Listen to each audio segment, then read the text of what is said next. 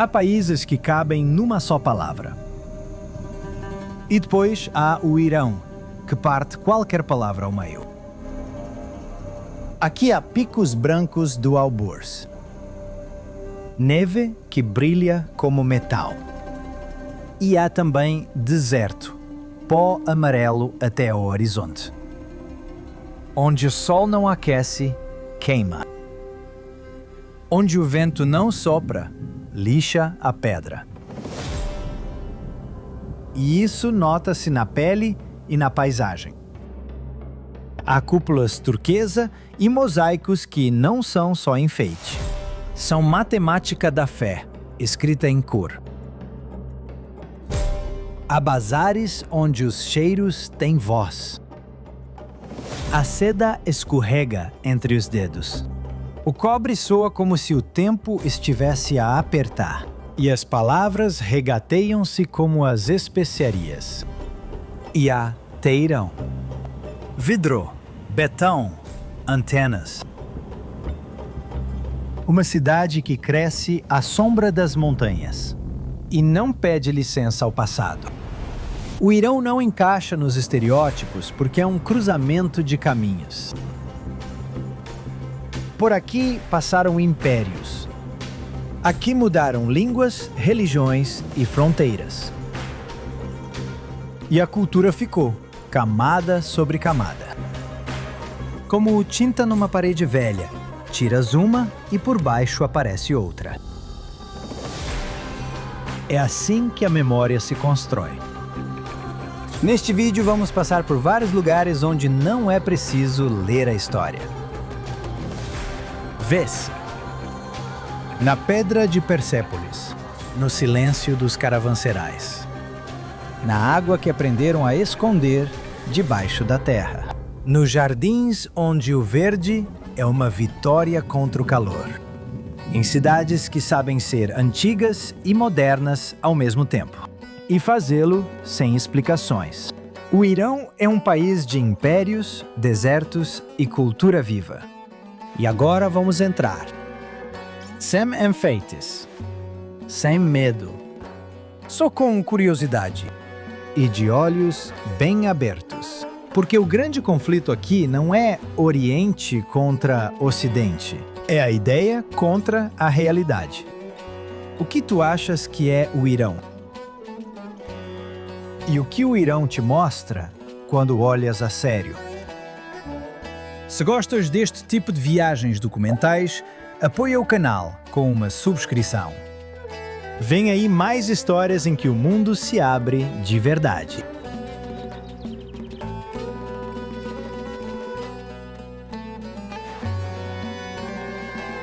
O Irão não se entende olhando só para o mapa. No papel, é um país grande entre mares e montanhas. Mas, na prática, é um sistema de paisagens sobrepostas, camadas empilhadas umas sobre as outras.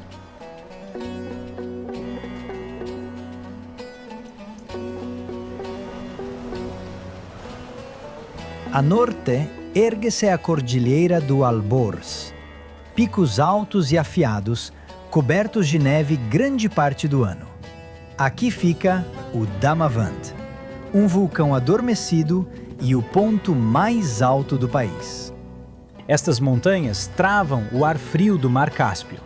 E do outro lado, o clima muda de repente. O verde desaparece. Começa o Planalto Seco. A oeste estende-se outro mundo montanhoso, os Zagros. Uma espinha dorsal de pedra que atravessa quase todo o país. As encostas são cortadas por vales. Foi aqui que, durante séculos, viveram tribos nômadas. Por aqui circularam caravanas durante gerações. E também passaram exércitos de impérios. Entre essas montanhas está o Planalto Central iraniano. Um espaço enorme onde a terra, muitas vezes, parece sem vida. Aqui ficam os grandes desertos, Dasht-i Kavir e Dasht-i Lut, lugares onde a temperatura pode chegar a extremos.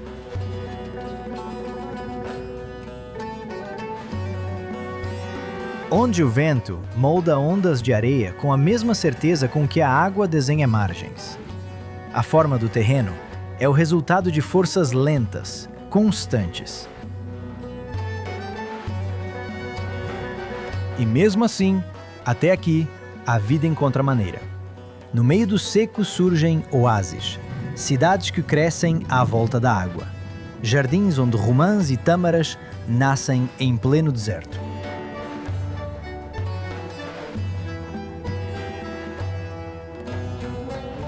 Ruas estreitas que guardam sombra e frescura, como se a própria cidade fosse um abrigo.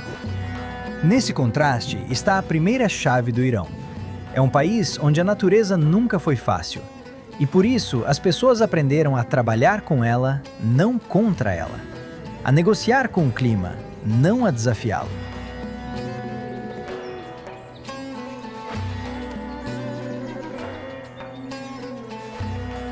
Mas a geografia não explica tudo. O Irão está no centro de rotas antigas entre grandes mundos. A oeste, a Anatólia, terras por onde passaram impérios do Mediterrâneo. Gregos, romanos, otomanos. Cada um deixou marca.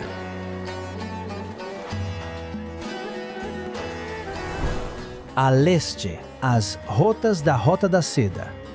Caravanas que levavam seda, papel, porcelana e conhecimento da China para o Próximo Oriente. A sul, o Golfo Pérsico. Águas quentes por onde, durante séculos, circulou o comércio marítimo com a Índia, a Arábia e a África Oriental. A norte, o Cáucaso e as grandes estepes. Territórios de povos nômadas que chegavam em vagas. Citas, tribos túrquicas, mongóis, e cada vaga deixou pegadas.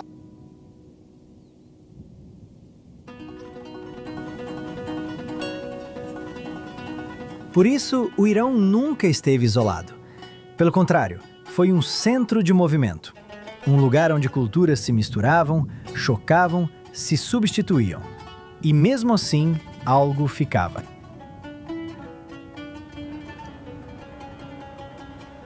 Por esses caminhos passaram mercadores, guerreiros, poetas e sábios, e cada um trazia algo novo. Mas, apesar de todas as mudanças, o Irão manteve a sua própria lógica. Se explicares isto de forma simples, há 3 coisas que voltam sempre: impérios, água e uma fé que muitas vezes soa a poesia. Como uma maneira de olhar o mundo, os impérios davam forma política, construíam cidades, estradas, palácios, mudavam fronteiras e governantes, e deixavam estruturas que duravam séculos. A água decidia onde a vida era possível, onde apareciam jardins, onde nascia uma cidade, onde fazia sentido ficar. E a fé, junto com a poesia, moldava a forma de pensar. Como se fala do amor, da morte, do destino, do tempo. Estas 3 forças entrelaçam-se o tempo todo. Uma cidade pode nascer por causa de uma nascente. Um império levanta muros à volta dela. E um poeta transforma esse jardim num símbolo do paraíso.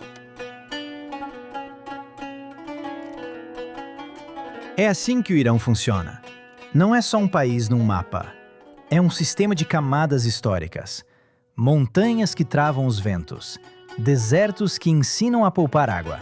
Rotas que trazem ideias novas. E se olhares com atenção, percebes uma coisa. A diversidade do Irão não é acaso. Nasce da geografia, cresce com o comércio e fixa-se na cultura.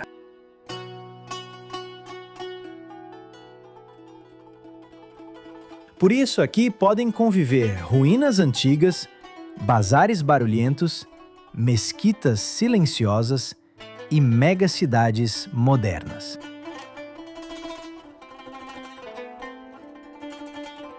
E isto é só o começo da história.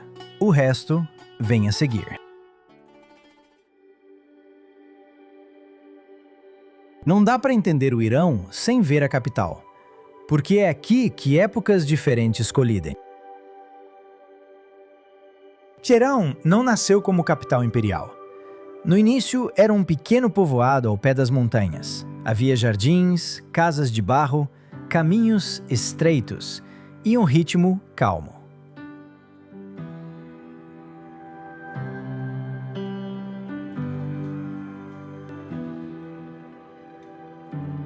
Primeiro devagar, depois cada vez mais rápido, até se tornar uma grande metrópole.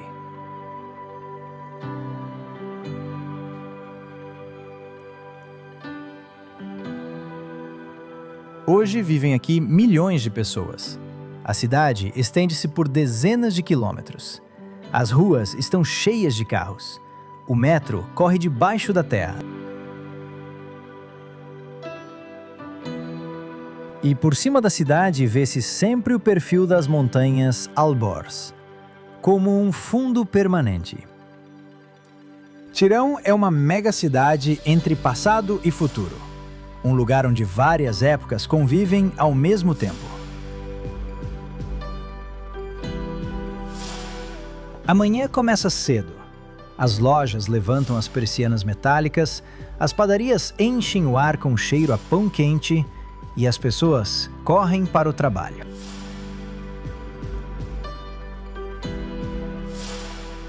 O trânsito é denso. Carros e motas movem-se entre faixas. Os autocarros param em paragens cheias. O metro engole milhares de passageiros por hora.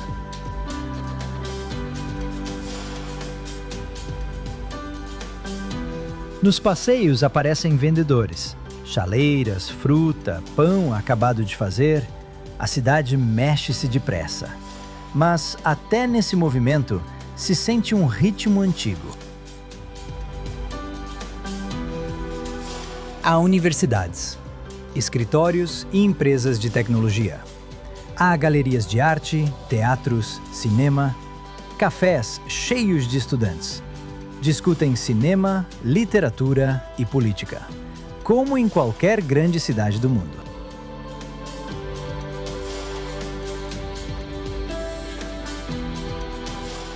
Nas livrarias vendem-se volumes de poesia persa. Textos lidos há séculos, e ao mesmo tempo, a cidade guarda ritmos mais antigos. Ritmos que existiam muito antes dos arranha-céus. Teherão cresce depressa, mas as suas raízes são muito mais antigas do que parece.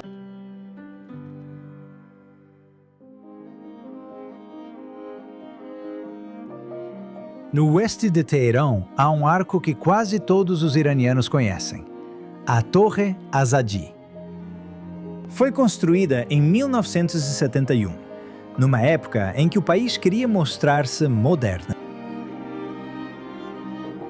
A torre mistura vários estilos. A forma lembra os arcos da antiga Pérsia, mas as linhas são suaves, quase futuristas, como uma versão moderna de uma ideia antiga. A pedra branca reflete o sol. À noite, a iluminação transforma-a numa escultura de luz. O nome Azadi significa liberdade, e com o tempo, esta torre tornou-se um símbolo.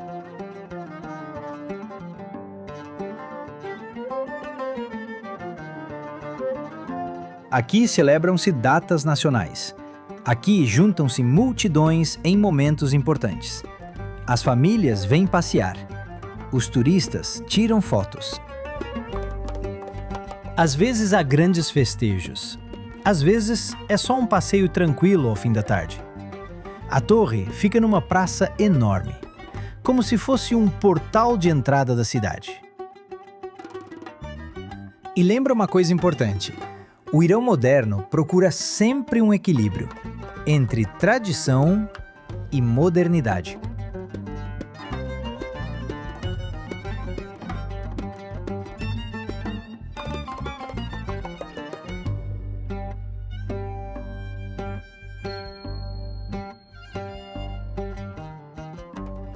Se a Torre Azad simboliza o passado da modernização, a Torre Milad mostra outro lado da capital, um que olha para frente e fala a linguagem das cidades contemporâneas. É uma das estruturas mais altas de todo o Irão, uma agulha fina que se ergue sobre o horizonte urbano. Ao longe, parece perfurar o céu, como se cozesse a cidade às montanhas.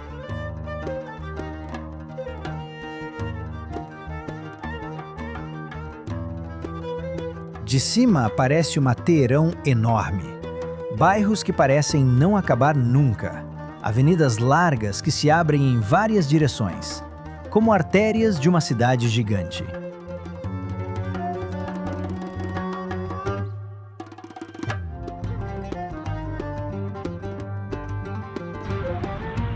Teherão vive sempre perto dela, mesmo entre vidro e betão, mesmo com ruas cheias de carros e neons a substituir as estrelas.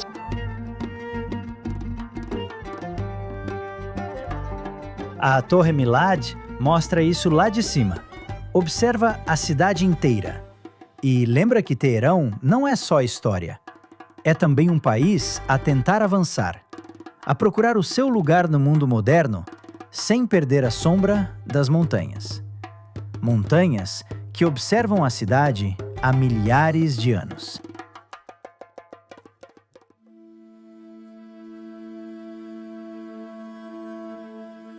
Mas para entender como Teherão se formou, é preciso recuar alguns séculos. No centro da cidade fica o Palácio Golestão, um dos complexos mais antigos da capital.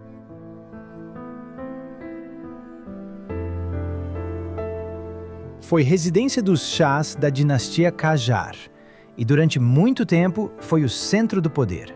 Os pátios estão cheios de silêncio. As fontes refletem o céu.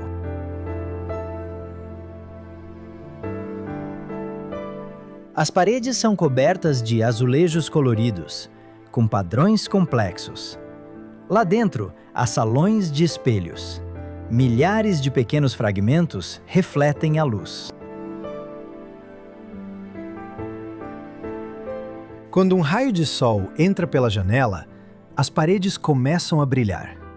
É uma estética persa clássica, luxo construído a partir de detalhes. Mas em Golestão aparece também outra influência, a da Europa. No século XIX, os chás viajaram pelo continente, viram palácios em Paris, São Petersburgo e Viena, e voltaram com novas ideias.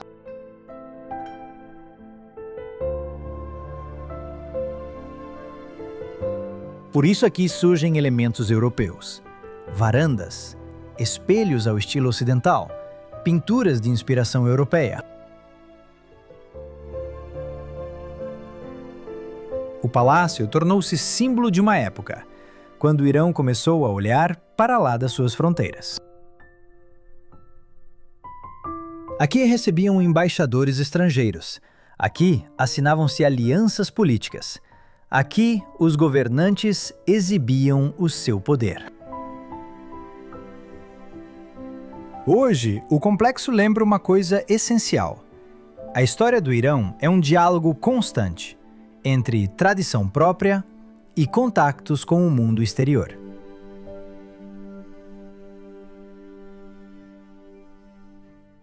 Se o palácio mostra o poder, o verdadeiro ritmo da cidade sente-se noutro lugar, o Grande Bazar de Teherão. Não é só um mercado, é uma cidade dentro da cidade. Os seus corredores estendem-se por quilômetros. Arcos de tijolo formam galerias longas. A luz entra por pequenas aberturas no teto e cria um ambiente especial. Aqui há sempre movimento. Vozes de vendedores, risos de compradores, o som metálico das balanças. Os sucheiros misturam-se no ar. Açafrão, cominho, pão acabado de fazer, chá. Cada zona do bazar tem a sua especialidade. Aqui vendem tapetes. Aqui, especiarias. Aqui, tecidos. Aqui, joias. Algumas famílias vendem aqui há gerações. O pai passa a banca ao filho e o filho ao seu. Com o negócio, herda-se a reputação. O bazar é um sistema econômico, mas também social. Aqui fazem-se acordos, fala-se de política, trocam-se notícias. Os artesãos trabalham em oficinas abertas. O martelo bate no metal. As agulhas atravessam o tecido. Cada som faz parte do ritmo. Aqui, o tempo parece andar diferente. Mesmo na era digital, o Grande Bazar continua a ser o coração do comércio tradicional. Porque no Irão, o bazar não é só sobre dinheiro. Também é sobre confiança, sobre reputação, sobre a palavra dada. Uma palavra que às vezes vale mais do que uma assinatura. Por isso, muitos negócios aqui ainda se fecham só na conversa. A história do Irão não começa com capitais modernas. Começa com um império. Há mais de 2.500 anos, surgiu neste planalto um estado que mudou as regras do poder. Era a Pérsia, o Império Aquemênida, uma das primeiras superpotências da história. Naquela época, a maioria dos estados era simples. Uma cidade, as terras à volta e um poder sustentado pela força. Mas os Aquemênidas criaram algo diferente. Criaram um sistema. A ideia de um estado que funciona como uma rede, uma estrutura organizada. O seu império estendia-se do Mar Mediterrâneo até a Índia, do Egito até a Ásia Central. Dezenas de povos, centenas de línguas, religiões diferentes, culturas diferentes. E em vez de destruir essas diferenças, os governantes persas fizeram outra escolha. Deixaram que os povos continuassem a ser eles próprios. Os governantes locais muitas vezes mantinham o poder, os templos continuavam a funcionar, os costumes não eram proibidos. Só se exigiam duas coisas às pessoas: lealdade e impostos. Para a época, era uma ideia revolucionária, uma nova maneira de governar um território enorme. O império funcionava como um sistema administrativo complexo. O território foi dividido em grandes regiões. Chamavam-se satrápias, províncias do império. Uma satrapia era uma província, e o sátrapa era o seu governador. Ele controlava os impostos, a ordem e as tropas.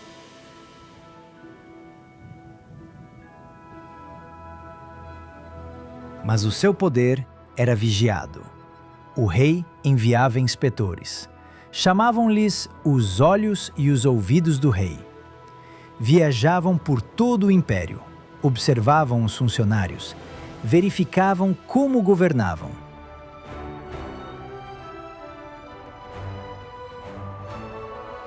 Se um sátrapa se tornasse demasiado independente, podia ser destituído. Era uma forma precoce de burocracia.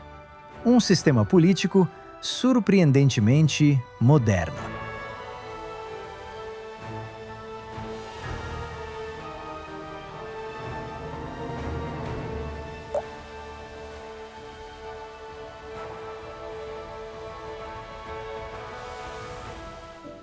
No sul do Irão, entre montanhas secas e planícies de pedra, ergue-se uma grande plataforma de rocha. Aqui ficava Persépolis, a capital cerimonial do Império Aquemênida.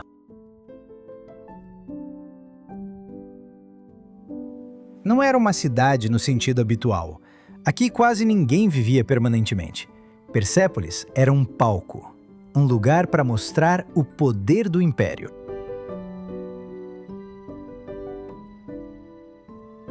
Em cima da plataforma havia palácios, salas de audiências, escadarias monumentais. As colunas elevavam-se para o céu. Os telhados eram decorados com esculturas de touros e leões. Quando embaixadores e governantes de terras conquistadas vinham ver o rei, subiam por amplas escadas de pedra. E nessas escadas ainda se conservam relevos, esculturas talhadas na pedra. Representam os povos do império: medos, egípcios, babilônios, lídios, jônios, citas. Cada povo aparece com os seus presentes. Uns trazem tecidos, outros recipientes, outros conduzem cavalos. Estes relevos mostram algo importante. O império não se via como um caos de territórios conquistados, mas como um sistema de povos diferentes que convergem para um mesmo centro.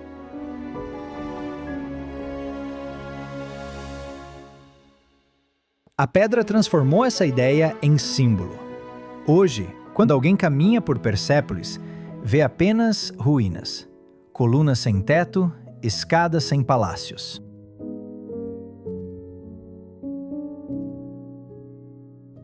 Mas até essas ruínas falam de escala, de ambição imperial. Aqui, o império celebrava o Ano Novo Persa, a festa de Nowruz.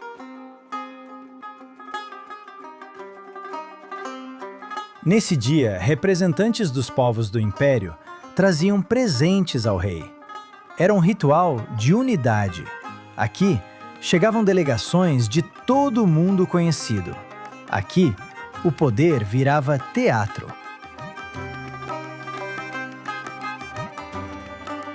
Mas nenhum império dura para sempre. No século IV, antes da nossa era, chegou uma nova força do oeste, Alexandre o Grande.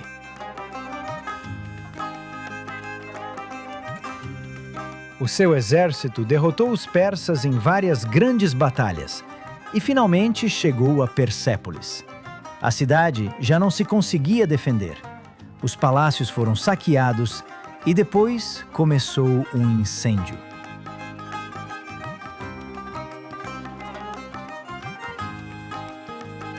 As chamas destruíram os telhados de madeira. Os edifícios colapsaram. As colunas ficaram de pé entre as cinzas. O Império Aquemênida terminou. Mas a pedra sobreviveu ao fogo. E hoje, Persépolis continua a lembrar uma das civilizações mais poderosas do mundo antigo.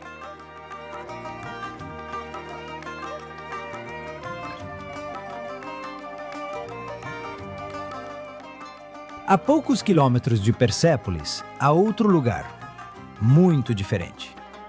Aqui não há palácios, só uma parede de rocha. Uma enorme parede vertical de pedra.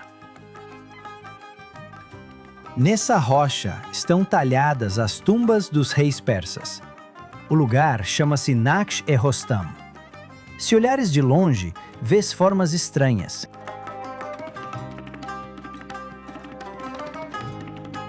Na pedra aparecem cruzes enormes, talhadas diretamente na montanha. No centro de cada cruz há uma porta, a entrada para uma tumba. Aqui foram enterrados reis aquemênidas, Dario o Grande, Xerxes, Artaxerxes e outros governantes do império. As tumbas olham o vale lá de cima, muito acima do chão. Não era por acaso. Mesmo depois da morte, o rei devia permanecer acima do mundo dos homens. Mas o mais interessante não são só as tumbas, também estão lá os relevos. Na rocha aparecem cenas de poder. O rei de pé sobre povos submetidos. O rei a receber apoio divino. O rei a derrotar inimigos.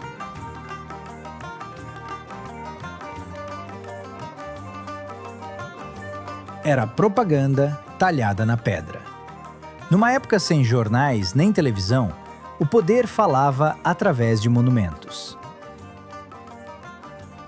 Quem passasse por ali via aquelas imagens e entendia a mensagem: o rei é o centro do mundo.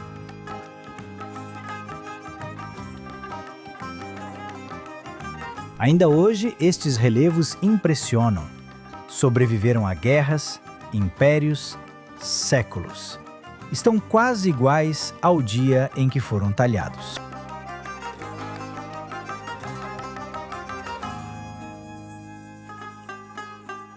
O Império Aquemênida desapareceu. As suas capitais viraram ruínas. As suas estradas ficaram debaixo da areia. A sua administração deixou de existir. Mas a pedra ficou. Em Persépolis, as escadas lembram os povos do Império. Em Naxxerostam, as tumbas encaram o deserto. E nessas pedras, vê-se uma ideia essencial. Os impérios podem cair, mas as ideias que criam, às vezes sobrevivem milhares de anos. Depois da queda da antiga Pérsia, a história do Irão não parou. Os impérios sucediam-se. Chegavam novas dinastias. As capitais mudavam. Mas às vezes surgem cidades que não só vivem na sua época, tornam-se o símbolo dela. Para o Irão, uma dessas cidades foi Isfahan.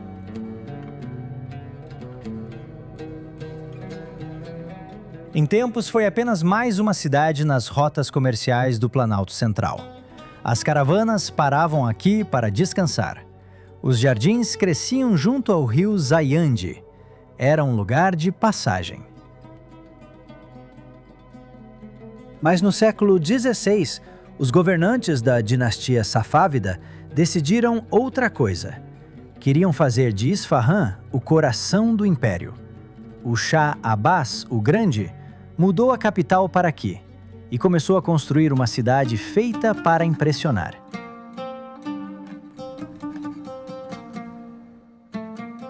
Não só com exércitos, não só com leis, mas com beleza. Os safávidas entendiam algo muito simples. A arquitetura também é uma forma de poder. Uma cidade pode tornar-se um símbolo político. Por isso, Isfahan não foi construída ao acaso. Foi desenhada como uma composição completa. As ruas foram traçadas com perspectiva. As praças foram planeadas como palcos.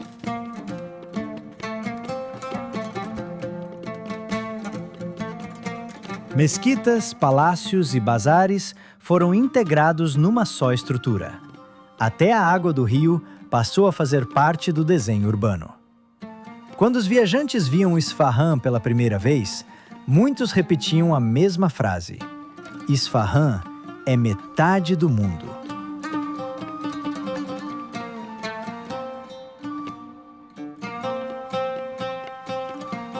No centro da cidade, existe um espaço que define todo o Isfahan, Naqsh Jahan Square. O nome significa imagem do mundo. É uma das maiores praças do mundo. Tem mais de meio quilômetro de comprimento. Mas o mais importante aqui não é o tamanho, é a ideia.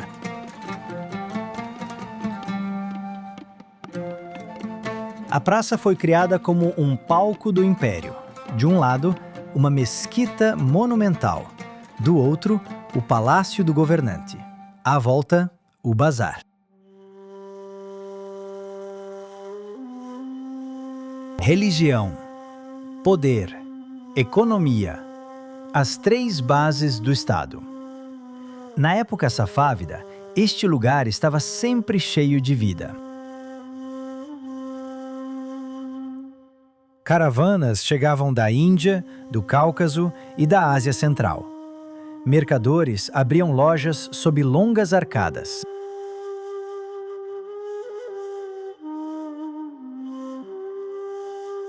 Aqui realizavam-se cerimônias, às vezes desfiles militares, às vezes procissões religiosas.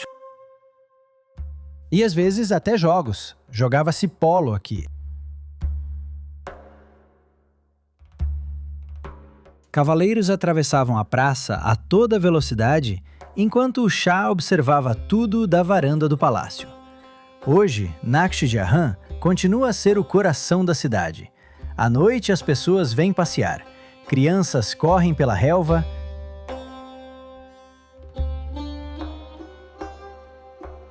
famílias estendem tapetes e bebem chá. E mesmo séculos depois, a praça continua a funcionar como seus arquitetos imaginaram, como um lugar onde a cidade vê a si própria.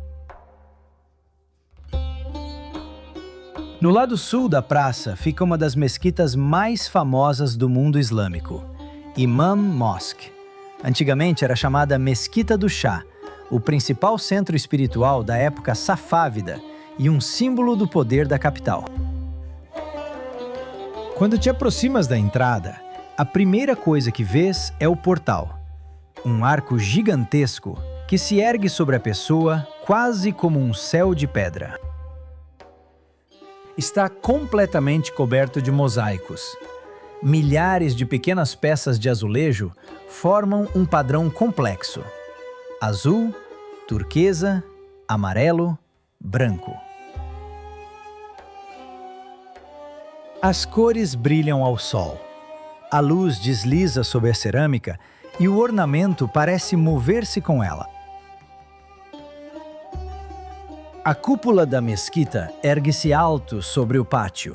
A superfície está coberta por padrões complexos que se repetem e se expandem, criando a sensação de infinito.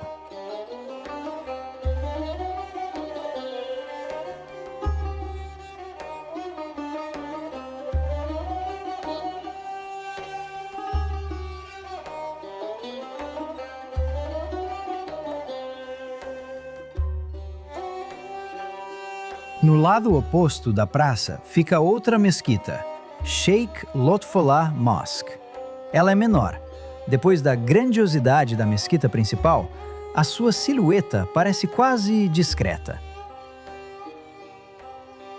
Aqui não há minaretes altos, não há um grande pátio aberto, não há longas galerias por onde passam multidões. Esta era uma mesquita privada da corte do Shah. Um lugar pensado não para toda a cidade, mas para a família do governante e o seu círculo mais próximo. E justamente por isso, a sua arquitetura é ainda mais refinada.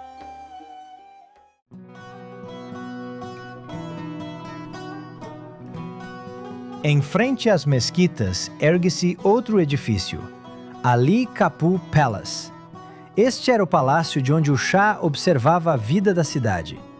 A fachada parece bastante simples, mas o interior é muito mais complexo. O edifício tem 6 andares, escadas que sobem em diferentes direções, corredores estreitos, varandas que se abrem diretamente para a praça.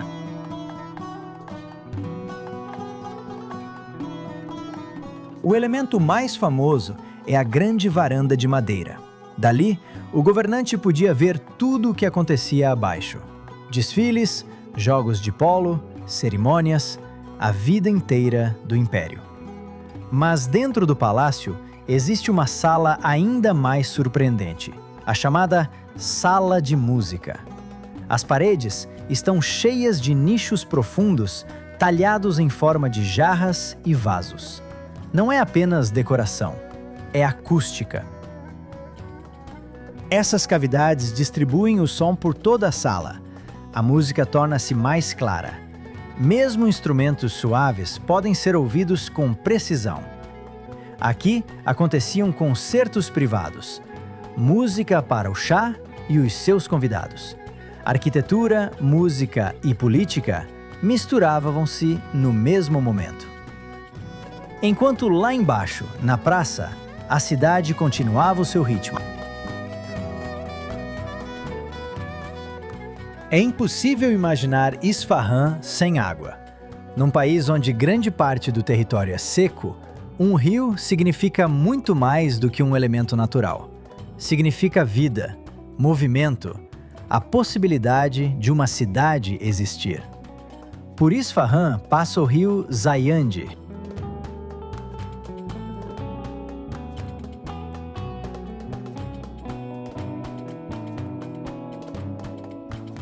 O seu nome significa aquele que dá vida. E é um nome bastante preciso. Graças a este rio, apareceram jardins, parques, avenidas verdes que contrastam com o ambiente seco do Planalto iraniano. E sobre este rio, existe uma das pontes mais famosas do país, Siosepol Bridge. O nome significa Ponte das 33 Arcadas.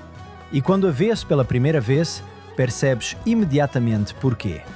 Uma longa sequência de arcos de pedra atravessa o rio, um após o outro. Uma repetição quase perfeita.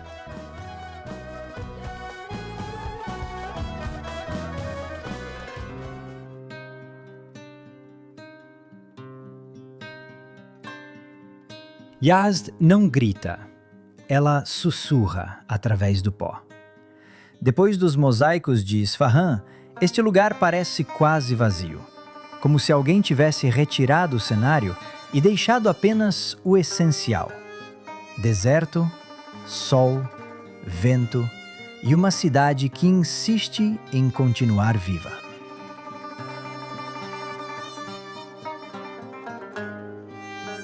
Yazd fica no centro do Irã, rodeada por planaltos secos.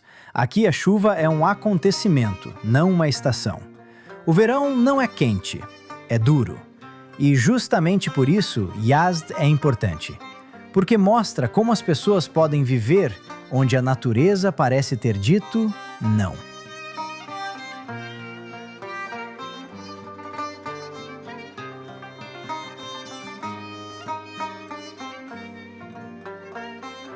Em Yazd os heróis nem sempre são humanos. Aqui os heróis são os elementos. O vento, que pode ser domesticado, a água, que pode ser escondida, e a memória, que sobrevive durante séculos, mesmo quando os impérios mudam.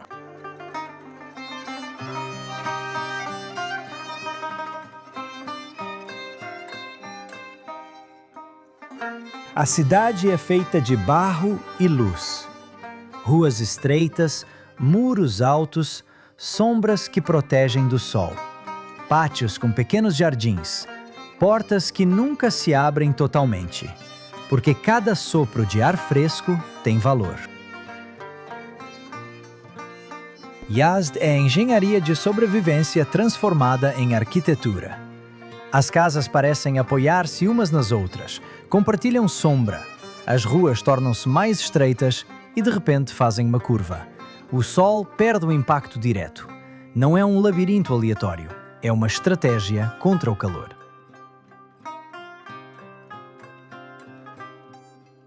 Os muros de barro acumulam calor durante o dia e libertam-no lentamente durante a noite. O pátio central funciona como os pulmões da casa. À sombra, um pequeno tanque de água, algumas árvores, o ar arrefece e a vida volta aos quartos.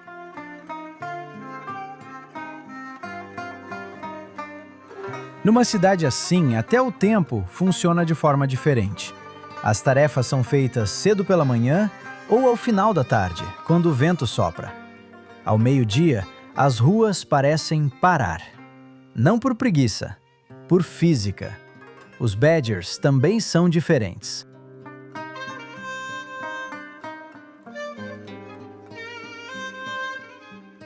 Nas casas ricas existem vários, para captar o vento de qualquer direção. Nos edifícios públicos, as torres são mais altas, porque acima dos telhados o ar é mais limpo e estável. Às vezes, dentro do canal, colocam divisões para separar os fluxos de ar.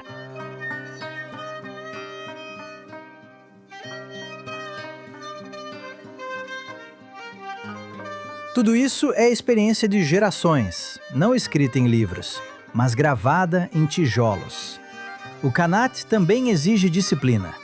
Os túneis podem desmoronar, podem encher-se de sedimentos, podem perder a inclinação.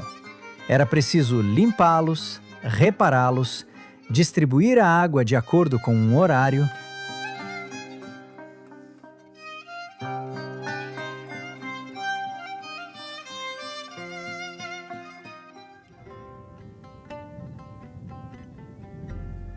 A primeira coisa que chama a atenção em Yazd são as torres nos telhados. Parecem torres de vigia, mas a função delas é outra. Chamam-se badgirs, capturam o vento.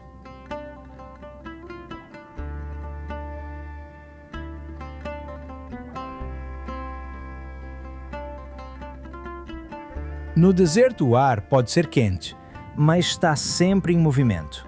E esse movimento é um recurso. A torre ergue-se acima do telhado e tem aberturas em diferentes lados. Quando o vento sopra, entra na torre e desce por um canal vertical.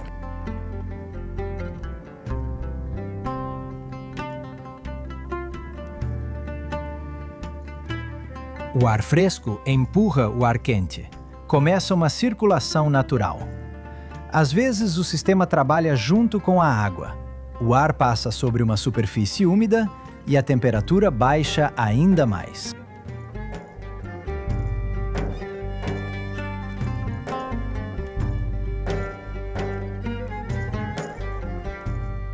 Dentro da casa, o ambiente torna-se mais fresco, sem eletricidade, sem motores, apenas geometria e física. Não é romantismo, é precisão.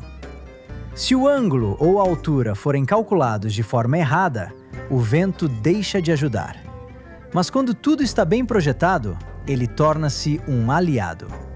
Em Yazd, o vento não apenas sopra, ele trabalha.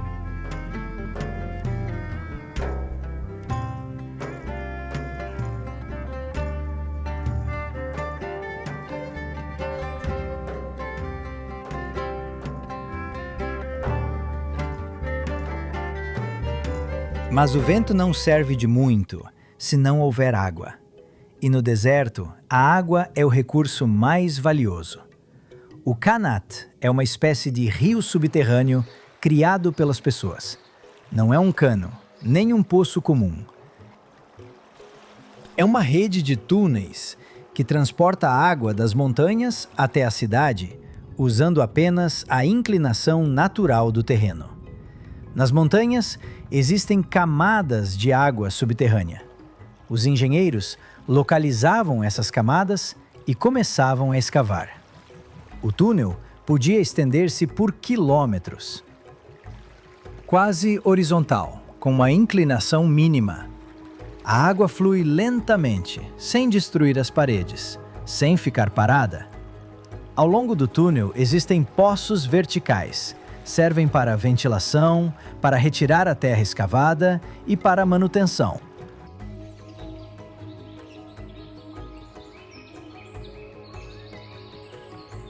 Vista do alto, essa linha de poços parece uma cadeia de pontos no deserto, como se alguém tivesse costurado a paisagem com uma agulha.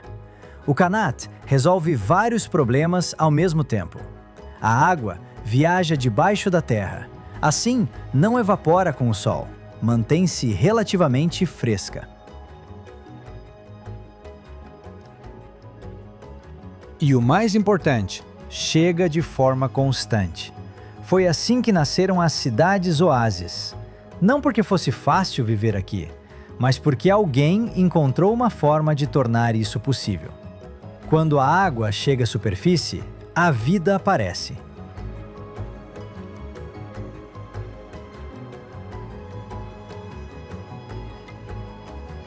Jardins, canais, pequenos lagos nos pátios.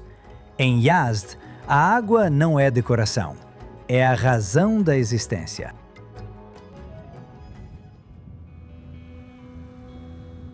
Existe ainda outra parte desta história, mais silenciosa, mais difícil de entender. As chamadas Torres do Silêncio estão ligadas ao zoroastrismo, uma das religiões mais antigas do Irã. Nesta tradição, a terra, a água e o fogo são considerados elementos puros. Por isso, o corpo de uma pessoa falecida não deveria contaminar esses elementos. Não era enterrado na terra, não era queimado, não era lançado à água. Em vez disso, existia outro ritual. O corpo era colocado numa plataforma circular aberta ao céu. Ali a natureza completava o ciclo. As aves removiam os restos, o sol secava-os e, com o tempo, os ossos eram recolhidos numa fossa central. Pode parecer duro, mas a lógica não era crueldade, era uma forma de respeito pelos elementos naturais. Hoje, essa prática no Irã quase desapareceu. As torres ficaram como monumentos. Lembram que no deserto, até a morte seguia regras de sobrevivência?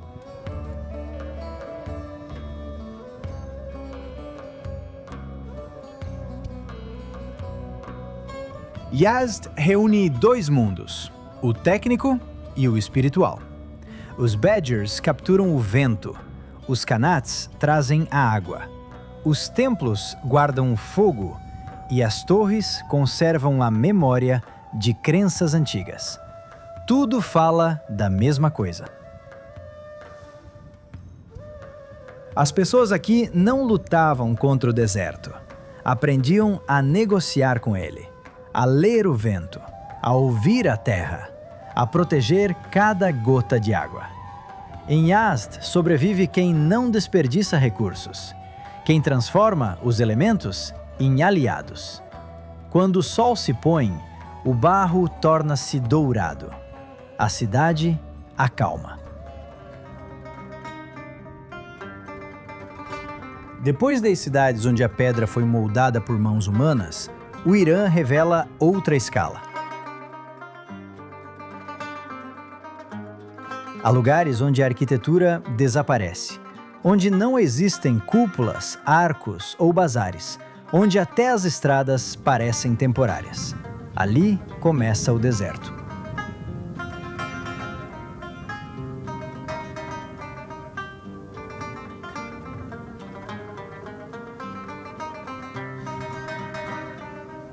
Dashtelut é uma das regiões mais duras do Irã e também uma das mais impressionantes.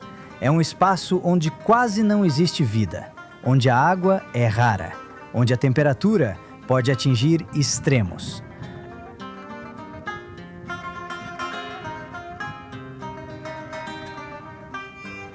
Os satélites que medem a temperatura da superfície da Terra já registraram aqui alguns dos valores mais altos do planeta. E mesmo assim, o deserto não está vazio. Ele está cheio de formas.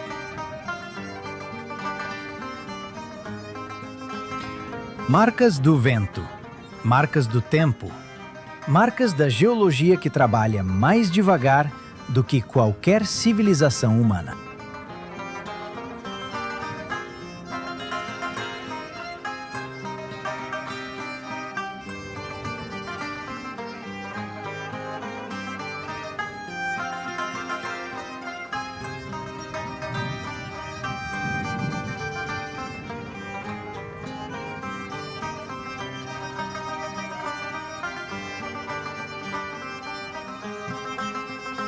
Aqui não há cidades, mas existem paisagens que parecem construídas pelo próprio planeta.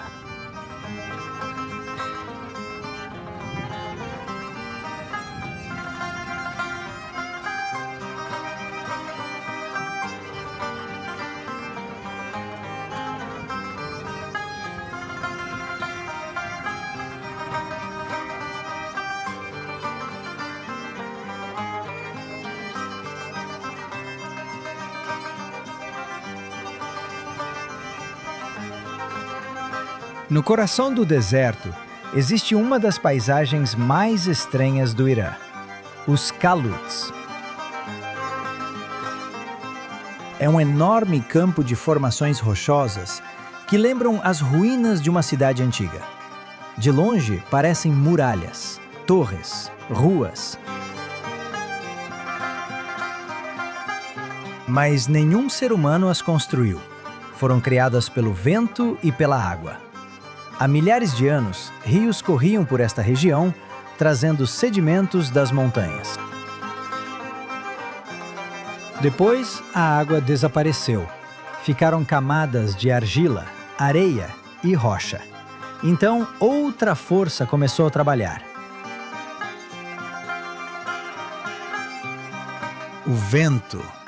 Aqui ele sopra quase constantemente e arrasta partículas finas de areia. Cada partícula é uma ferramenta minúscula. Juntas, funcionam como uma máquina de polir infinita. Ano após ano, século após século. O vento abriu canais, esculpiu paredes, desgastou as camadas mais suaves e deixou apenas as mais resistentes. Assim nasceram os caluts, cidades de pedra que se estendem por dezenas de quilômetros. Algumas formações chegam a dezenas de metros de altura. Alinham-se como bairros de uma civilização desconhecida. Quando o sol está alto, as sombras são curtas. Mas ao entardecer, elas alongam-se e toda a paisagem se transforma num labirinto de luz e sombra. Nesse momento, o deserto parece outro planeta. Em Dashtelut, o calor não apenas se sente, também se vê. Ao meio-dia, o ar começa a tremer. Sobre a superfície, surgem ondas, como se um oceano invisível flutuasse sobre a Terra. É resultado da diferença de temperatura. A areia e as rochas aquecem mais rápido do que o ar. O calor sobe. As camadas da atmosfera misturam-se. A luz atravessa esse ar em movimento e distorce-se. As formas dos caluts começam a vibrar. As linhas ficam desfocadas. As figuras distantes parecem miragens. No deserto, até a visão pode enganar. O horizonte parece mais próximo do que realmente está. As distâncias confundem. Por isso, viajar por estas paisagens sempre foi difícil. As caravanas avançavam lentamente, procuravam pontos de referência.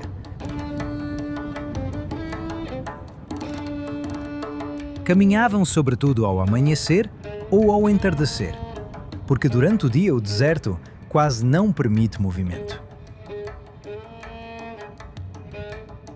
Quando o sol começa a descer, Dashtelut transforma-se. A temperatura diminui, o ar torna-se mais calmo. É o melhor momento para observar a paisagem. As sombras dos caluts alongam-se, espalham-se pelo chão e, de repente, surge a verdadeira escala.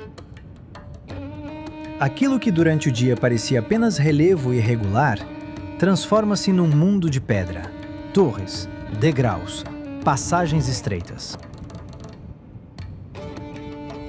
A luz toca o topo das formações, enquanto as bases ficam mergulhadas na sombra.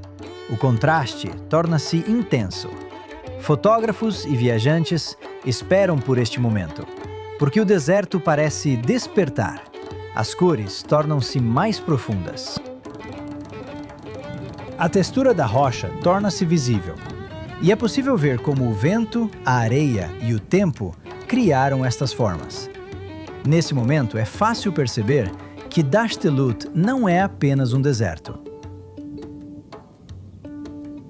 É um museu geológico ao ar livre. Cada parede de um calu é uma camada de história, não da humanidade, mas do planeta. Mas a impressão mais forte não vem das formas, vem do som, ou melhor, da sua ausência. Em Dashtelut, quase não há vida. Não há árvores, não há água, quase não há animais. Por isso, o silêncio é profundo. Quando o vento para, a quietude torna-se quase física. Não existe o ruído das cidades, não há insetos, apenas espaço e a própria respiração. Para muitas pessoas, este silêncio é estranho. Faz sentir a escala do lugar.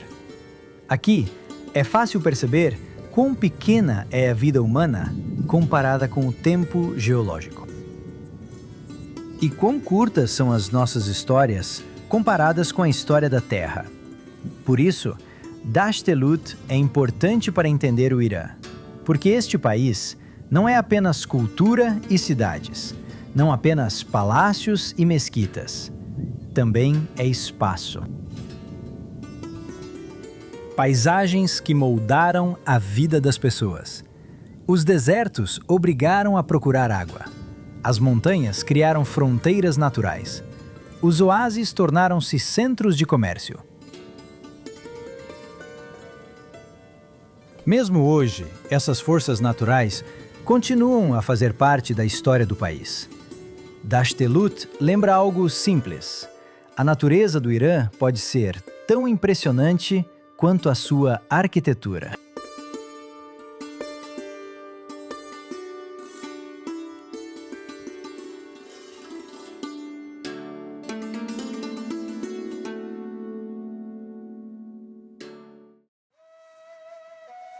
Depois do deserto de Dasht Elut, Shiraz parece quase irreal, como se alguém tivesse mudado o cenário de repente. Lá há pó, pedra e vento. Aqui há sombra de árvores, aroma de flores e uma luz suave.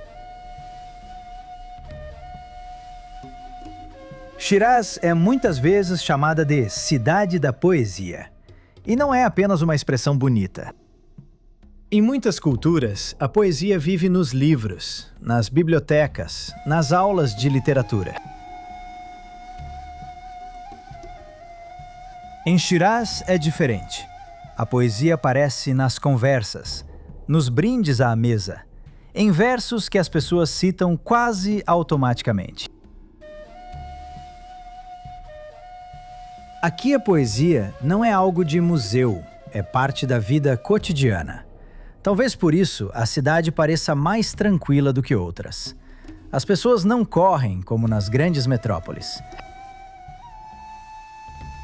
Mas também não existe o silêncio do deserto. Shiraz respira de outra maneira. É uma cidade de jardins, luz e memória. Um lugar onde a cultura não está em exposição.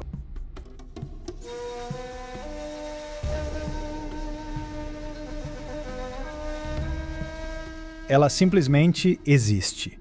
E isso sente-se melhor em dois espaços: na luz de uma mesquita e na sombra de um jardim.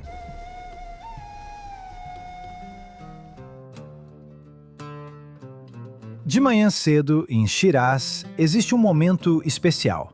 O sol começa apenas a nascer. A cidade ainda está silenciosa. E os primeiros raios de luz tocam a fachada da mesquita Nazir al-Mulk. Por fora, ela parece bastante discreta. Pedra, arcos, ornamentos tradicionais. Mas o verdadeiro milagre começa dentro. A parede oriental da mesquita está coberta por grandes vitrais. Quando o sol atravessa o vidro colorido, a luz espalha-se pelo chão. Manchas vermelhas, azuis, amarelas, verdes, movem-se lentamente sobre os tapetes. E parece que o próprio edifício começa a brilhar por dentro. Não é apenas um efeito decorativo. Os arquitetos trabalharam com a luz de forma consciente. Eles sabiam como o sol se move ao longo do dia. Sabiam de que ângulo a luz entraria no espaço. Em certas horas, a mesquita transforma-se num mosaico vivo de cores. As pessoas entram em silêncio, algumas tiram fotografias, Outras simplesmente sentam-se e observam. A luz cai sobre as mãos, sobre as paredes, sobre os tapetes.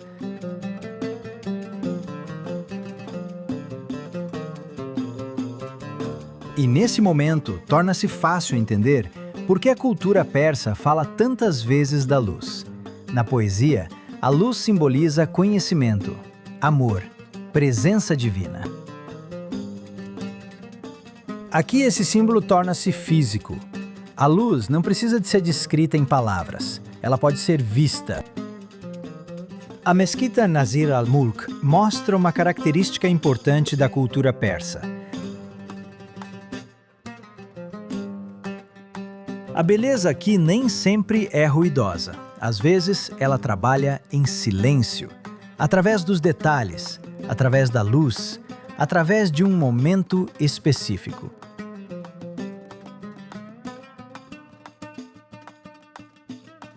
E é por isso que as pessoas voltam aqui muitas vezes. Porque cada manhã é um pouco diferente. A luz nunca se repete exatamente da mesma maneira.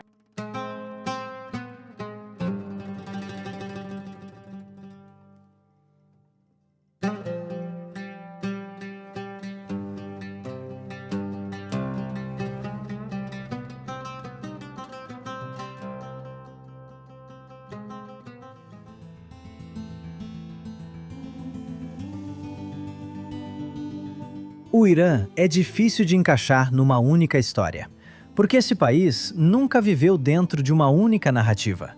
Começamos pelas cidades, pela pedra que ainda guarda a memória dos impérios.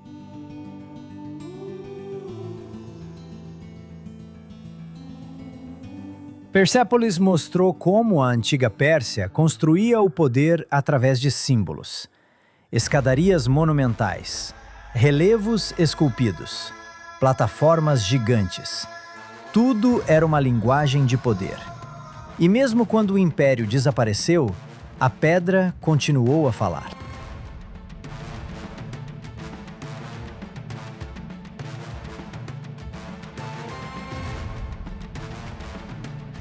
Depois veio outra época, outros governantes, outro estilo.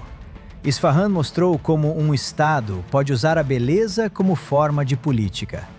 A praça, as mesquitas, os palácios e as pontes formam uma única composição.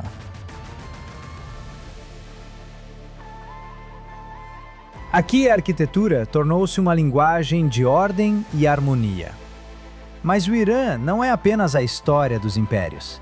Existe outra linha neste país, mais silenciosa, mas igualmente importante. A linha da sobrevivência.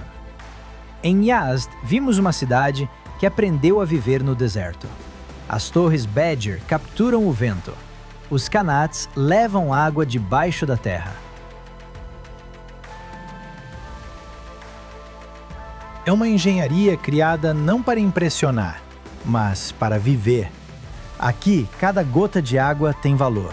Cada sopro de vento é utilizado com precisão. Foi graças a estas soluções que cidades puderam nascer no meio do Planalto Seco. Mas existe ainda outra face do Irã, talvez a mais subtil. A beleza como forma de olhar o mundo. Em Shiraz, a poesia vive na linguagem cotidiana. Nos jardins, a água e as árvores criam espaços de tranquilidade.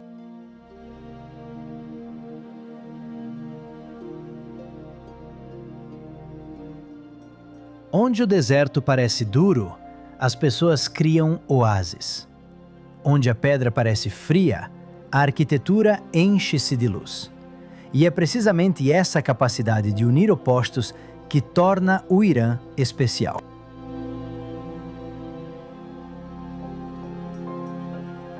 Os impérios vieram e desapareceram. As rotas mudaram de direção. As cidades foram reconstruídas. Mas a cultura continuou viva. Na língua, nos jardins, na luz que cai sobre os mosaicos.